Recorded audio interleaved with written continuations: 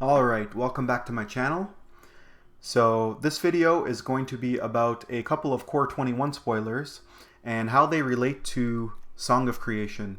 So for those of you who don't know, Song of Creation is an enchantment that lets you play an additional land on each of your turns. And whenever you cast a spell, you get to draw 2 cards. The downside of this being, at the beginning of your end step, you have to discard your hand. So currently there is a very janky Song of Creation combo deck in Standard that basically utilizes casting a bunch of free and or X spells to self-mill yourself and then win with Thassa's Oracle. And the free spells that that deck plays are Ugin's Conjurant, Stonecoil Serpent, as well as Chamber Sentry. So again, the purpose of that deck is to land a Song of Creation and then start casting these X spells for X equals 0, essentially free, and then drawing out your entire deck and then trying to win with Thassa's Oracle. It also uses Underworld Breach to flash back these free spells, allowing you to turn through your deck a lot faster. For those of you who haven't seen this combo, I will find a deck list and I'll link it in the video description.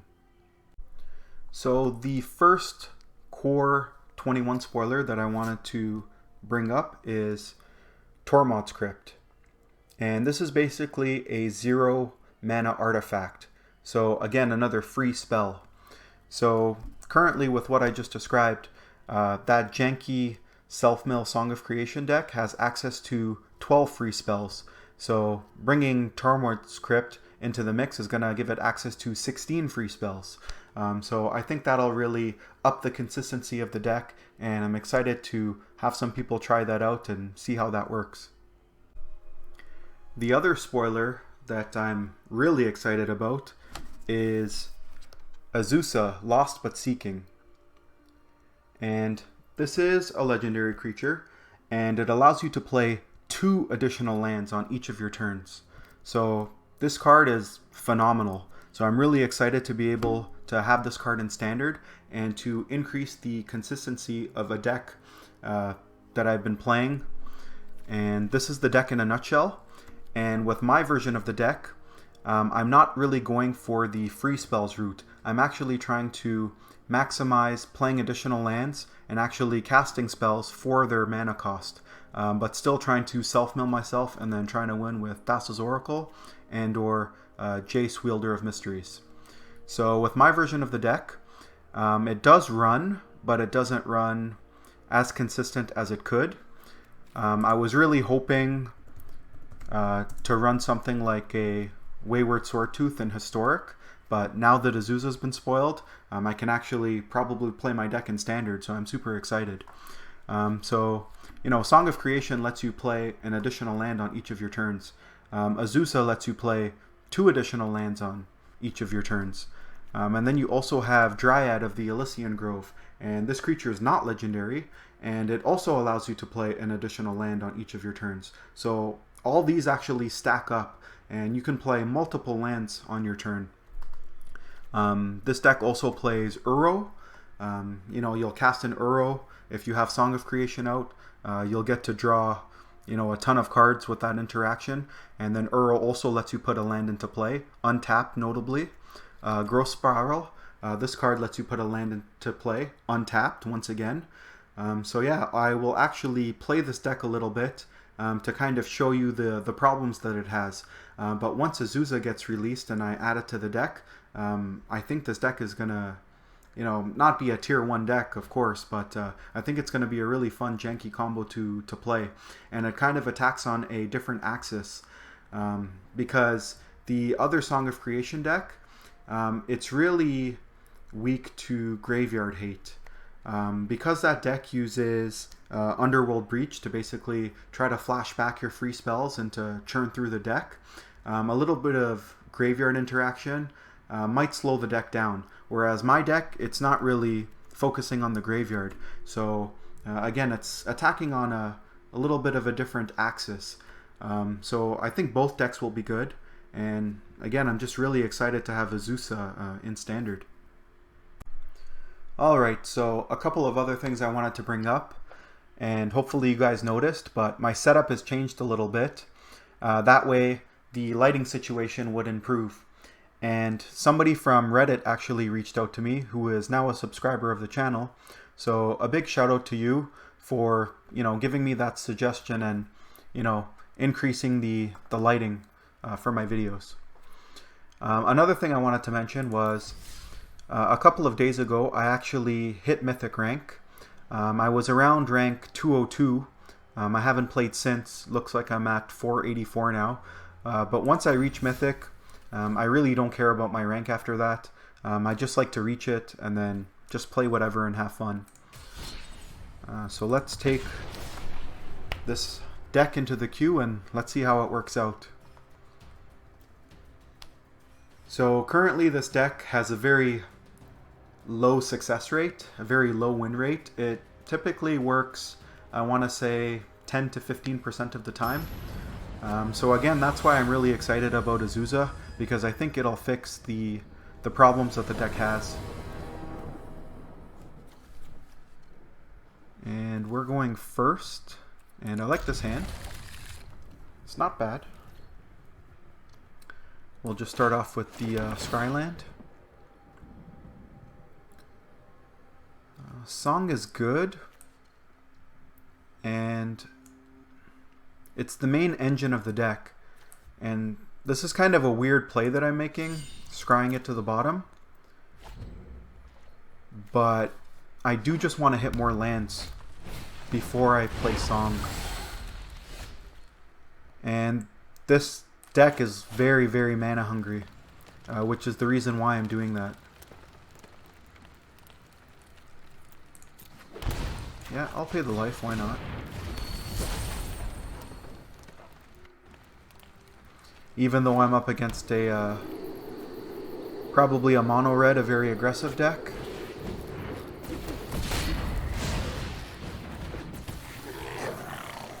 I don't mind having a Leafkin Druid next turn to give me access to some more mana. Really hoping to find a Flame Sweep. And there, see, we actually drew another Song of Creation, even though we scryed one to the bottom, so I like my scry even more now. And hopefully we can hit a land with this Risen Reef. Nope, that's unfortunate.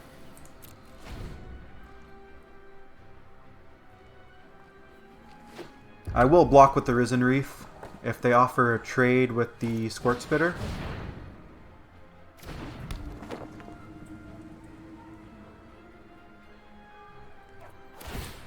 And we have a little bit of life gain with Uro, so hopefully we can stay alive long enough.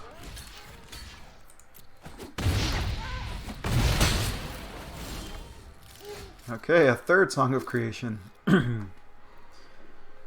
My goodness. Let's Uro here, hoping to find more lands. No such luck, unfortunately.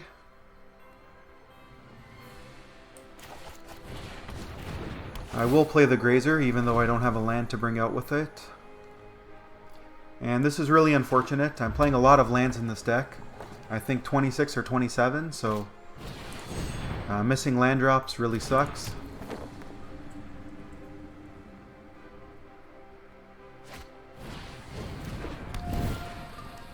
Okay, main board, Soul Guided Lantern. So that's unfortunate. We lost our Uro.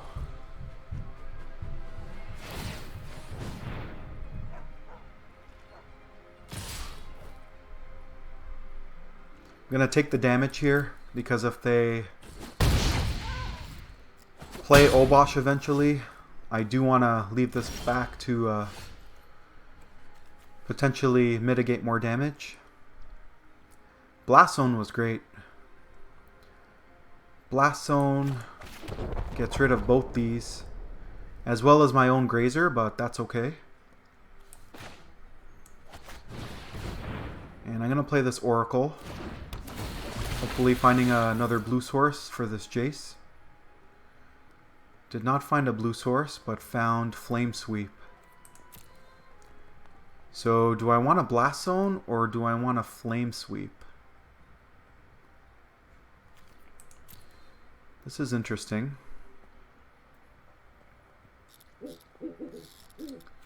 I'd rather have the Risen Reef, but I can't Risen Reef and Blast Zone.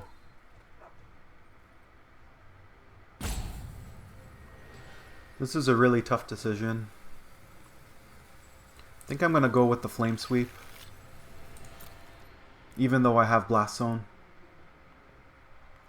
It's just activating Blast Zone right now. It puts me down on a land and I have to keep, 3 mana open. It's questionable, but I think Flame Sweep is going to be a little bit better here. And now I'm really glad I kept Flame Sweep, because Blast Zone only deals with 1 CMC threats. Flame Sweep will clean up this Phoenix of Ash as well.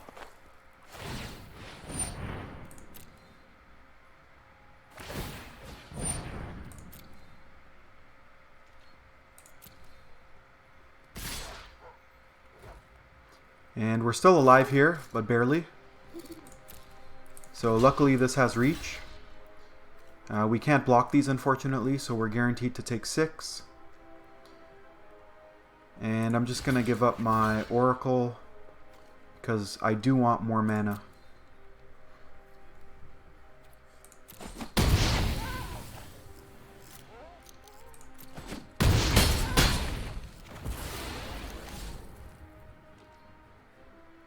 And I am going to tick this up to 2.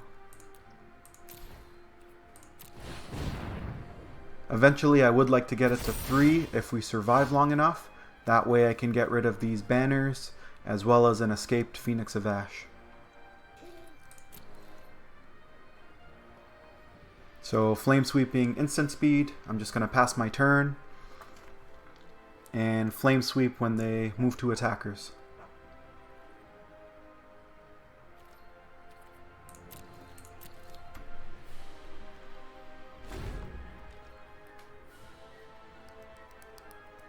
Alright, let's see what happens here. Alright, so they top decked a Skewer of Critics. That's unfortunate.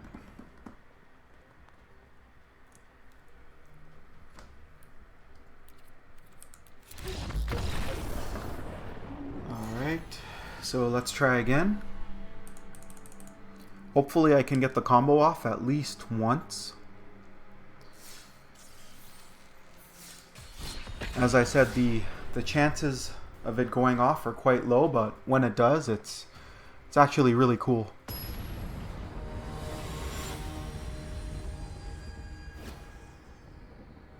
Up against Miguel.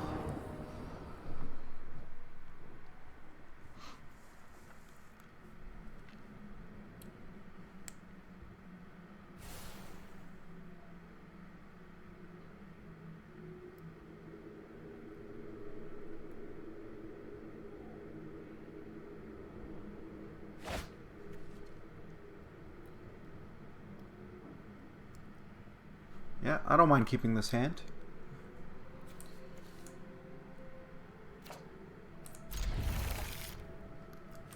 I always like turn 1 Grazer up against another aggressive deck, unfortunately.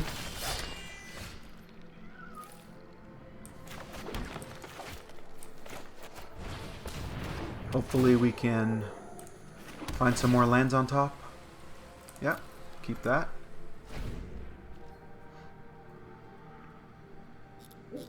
So the deck only runs 2 Thassa's Oracle. So if we do end up playing a Song of Creation, we're going to end up discarding both the Oracles.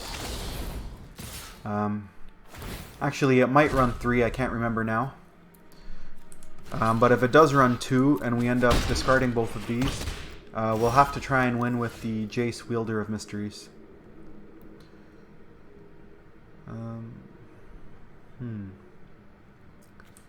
So here I'm actually going to take a turn off. And probably Flame Sweep next turn.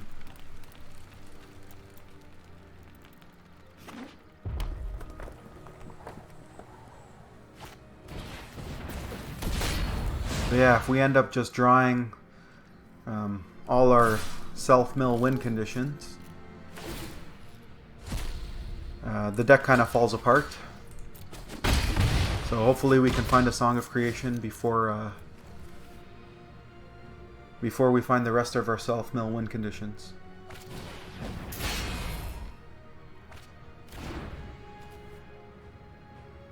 Okay, opponent getting super aggressive. Hopefully they play this creature out.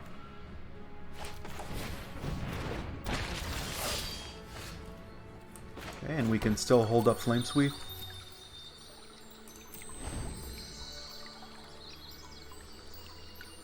Unfortunately, they are going to get some amass tokens.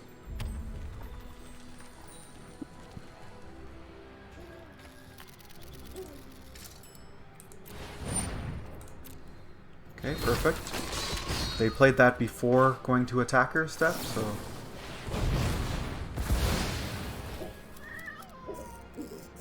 little bit of a mistake from my opponent.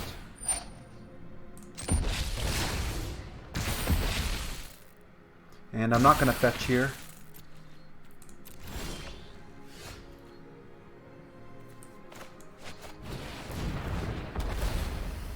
Okay, sweet. Found a land. If this Risen Reef survives, can get a double activation. Hopefully that Flame Sweep will be enough to win us this game. Thank God they didn't have Annex on the field before we did that.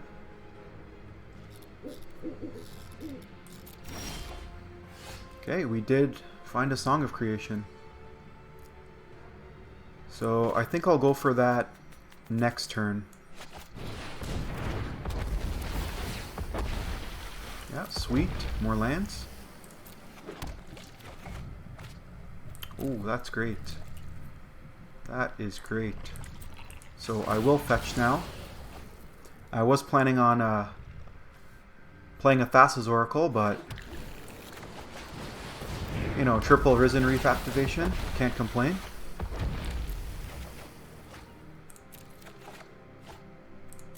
Okay.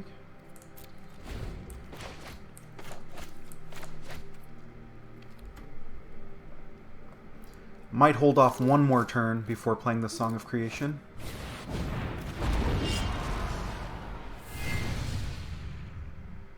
Okay, if a red source would deal damage to an opponent or permanent, it deals that much plus 2. So notably, the zombie army being black doesn't actually work with Torbran.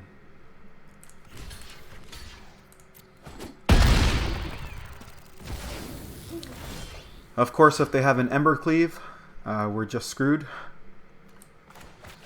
So looking to fade Embercleave for a turn. And then next turn we will go off. It's a matter of give and take. Okay, we do get to play an additional land because of Dryad. I'll keep a Grazer. And fingers crossed they don't have Embercleave. And next turn I can show you guys the combo. And hopefully we can kind of go off. As you can see, it takes a lot of setup. Come on, no Embercleave. Okay, it's looking like they don't have Embercleave.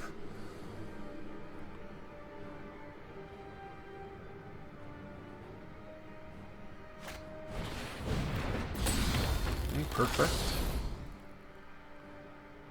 I mean, it's not perfect. It's a, you know, 4 in haste, but again, it's better than Embercleave.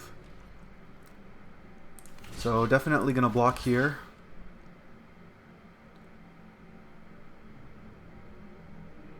And I'll go ahead and take 8.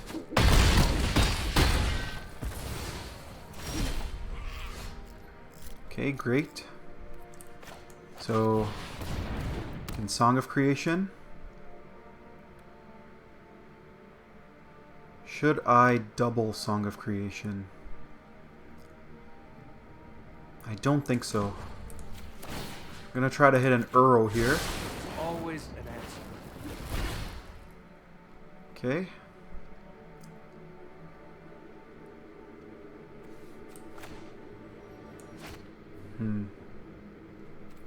Let's play the Thassa's Oracle.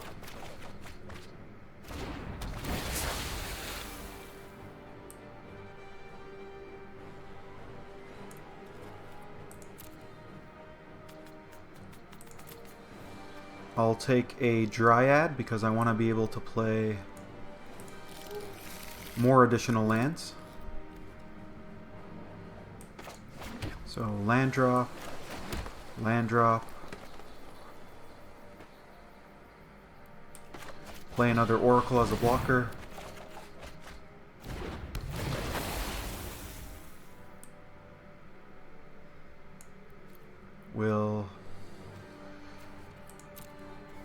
This time we have to be careful with our scries because they do have Robber of the Rich. I'll take another Dryad.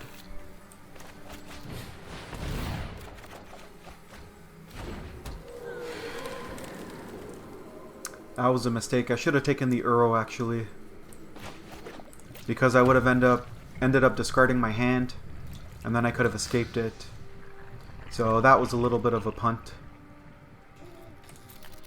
Haven't played this deck in a while, so I apologize for that. Did realize my punt right away. Should have thought about that play a little bit longer. Again, hoping to dodge Embercleave here. And we shouldn't have been worried about our scry to the top, because we would have ended up discarding our hand. Robber would not have triggered. So kind of a double punt there. Realizing all this after the fact.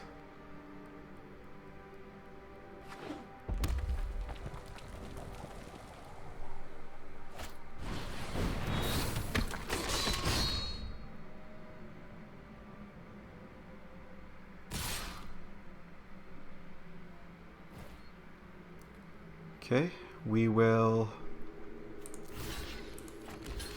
double block Robber. That way we can keep an Oracle and kill a Robber. Get rid of the Amass token. Definitely block Annex, otherwise we just die. And I'll still keep Arisen Reef. Taking 8, unfortunately. But if I do that, then I'm kind of dead to a burn spell. So maybe I'll just maximize my blocks. Thinking about last turn again, I made a lot of mistakes. Thassa's Oracle, you know, putting another Dryad on top really didn't do anything.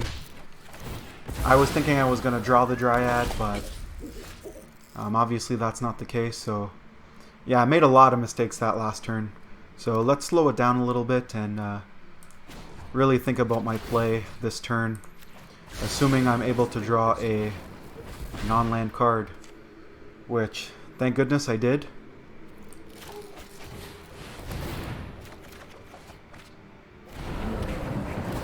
Okay, using Uro's ability here, gonna play a Scryland.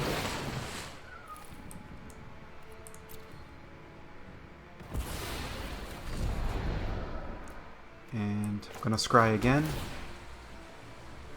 Blast Zone, I don't think does enough here. Just looking for more spells.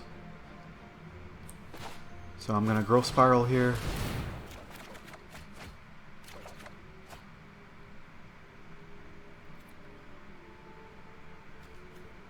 Going to play Steam Vents untapped.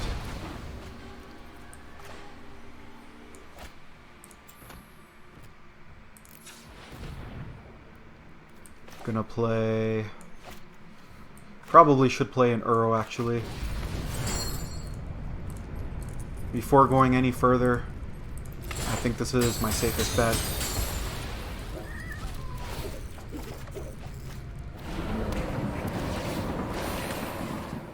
Okay, get it to play another land. We have 11 cards left in our deck. So I think we got the win here. Not really worried how I tap my mana, because Dryad lets you tap lands for any basic type. So right now our devotion is 7, and we have 9 cards left in our library.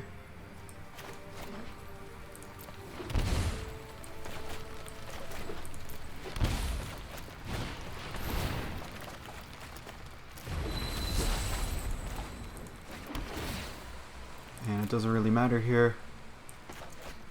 So I think this is the win.